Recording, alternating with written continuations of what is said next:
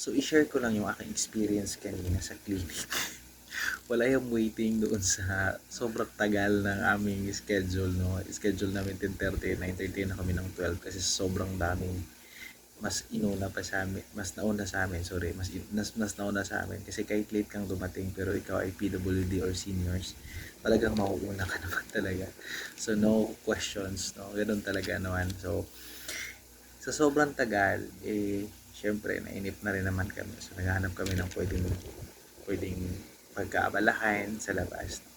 Pero the good thing about it, nung time ko na, is, I don't know, nung time ko na, alam ko, pagpasok ko dun sa loob, tapos, when they do the procedures, no, na-amaze ako because the doctor is so kind enough and ask questions how it's happened.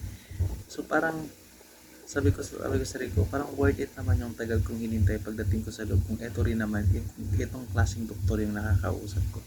So parang, out of those, parang yung procedure na ginawa sa akin, ang bilis lang. I think it all take, I think mga nasa 1 to 2 minutes lang. Pero yung kwentuhan namin, umabot siguro ng 5 minutes. Tapos take note, may customer pang may next patients pang nag-aantay sa akin. So kaya siguro naisip ko, kaya siguro natatagalan yung mga patients dun sa loob. Kasi yung doktor, napakabait, napaka-accommodating kapag ka may mga tanong ka, anong mga tanong itatanong mo sa kanya, sasagutin niya talaga.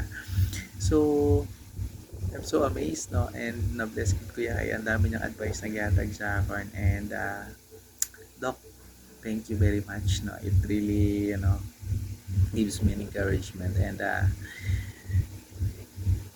na-amaze lang gid ako sa imo, Doc. Salamat gid sa imong kayo.